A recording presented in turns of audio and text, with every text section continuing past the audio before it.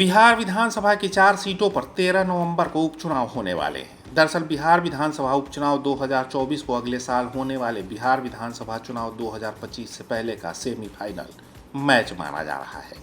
बिहार में जिस भी दल ने इस सेमीफाइनल मैच में लीड ले ली, उसे अगले साल होने वाले चुनाव में बढ़त मिलने की बात कही जा रही है। राजनीतिक हलके में इस बात को लेकर चर्चा तेज है कि 4 सीटों पर उपचुनाव परिणाम राजनीतिक दलों और गठबंधन दोनों के लिए दशा और दिशा तय करने में महत्वपूर्ण रोल अदा करेंगे। दरअसल बिहार के रामगढ़, तरारी, बेलागंज और इमामगंज सीट पर उपचुनाव को लेकर गहमागहमी बढ़ी हुई है। वैसे तो इस बार के चुनाव में मुख्य रूप से सियासी मुकाबला इंडिया गठबंधन और एनडीए के बीच ही होने की बात कही जा रही है, लेकिन प्रशांत किशोर की पार्टी जनसुराज की ओर से चारों सीटों पर अपने उम्मीदवार उतारने की घोषणा ने इस उपचुनाव के मुकाबले को त्रिकोणीय बना दिया है। इस बारे में जानकार कहते हैं कि इस समय सबसे बड़ी चुनौती तेजस्वी यादव के सामने है, जिसके उम्मीदवार 4 में से 3 सीट पर चुनावी मैदान में उतरने को तैयार है।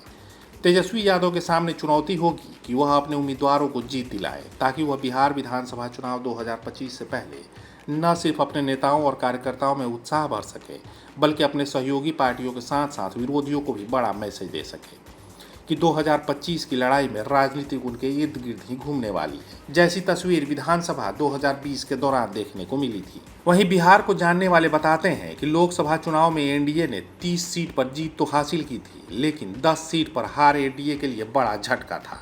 एनडीए की कोशिश रहेगी कि इस उपचुनाव में चारों सीटों पर जीत हासिल कर लोकसभा चुनाव में मिले झटके को भूला जाए और कार्यकर्ताओं में भी उत्साह भर सके। इसके साथ ही 2025 के विधानसभा चुनाव में एक मनोवैज्ञानिक बढ़त भी मिल सके।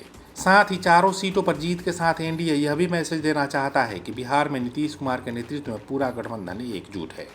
लेकिन इस सियासी मैच में प्रशांत किशोर के उतरने के बाद मुकाबला रोचक हो गया है। एक वरिष्ठ पत्रकार बताते हैं कि प्रशांत किशोर बिहार की सियासत में लगातार मेहनत कर रहे हैं और उनकी पार्टी को लेकर चर्चा भी खूब हो रही है। पीके ने अपने उम्मीदवार को उतार राजनीतिक हलचल भी तेज कर दी है और दावा भी किया है कि 2025 से पहले 2024 उपचुनाव में ही बिहार के राजनीतिक दलों को उनकी हैसियत बता दी जाएगी। प्रशांत किशोर के दावे की हकीकत भी उपचुनाव परिणाम से बहुत कुछ दिखने लगेगी।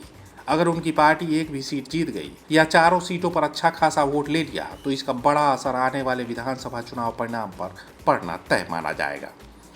आज के लिए बस इतना ही, लेकिन अगले अंक में किसी और मुद्दे पर चर्चा करेंगे और उसके बारे में तफसील से जानकारी देंगे। लेकिन अभी तक आपने कलम इंडिया न्यूज़ को सब्सक्राइब नहीं किया है तो कर लीजिए, क्योंकि अपडेट खबरें हम ही आपको देते हैं। परफेक्शन IAS, UPSE और BPSC फाउंडेशन क्लासेस के लिए समर्पित संस्थान। यहाँ आपको UPSE selected and interview appeared faculties द्वारा गाइड किया जाता है। Separate batches for Hindi and English medium. 65वीं और 64वीं BPSC एग्जाम में 69 और 107 रिजल्ट्स एवं 66वीं BPSC एग्जाम में 131 रिजल्ट्स हासिल किया है परफेक्शन IAS टीम ने। परफेक्शन IAS, कुमार टार, बोरिंग रोड, पटना। क्वालिटी से कंप्रोमाइज नहीं, अंतर्राष्ट्रीय गुणवत्ता की टाइल्स, सैनिटरी वेयर और बाथ फिटिंग्स उत्पादों के लिए एक बार मौका देकर देखें। श्री इंटरप्राइजेज, सेरा टाइल्स, दिग्गी कला, हाजीपुर।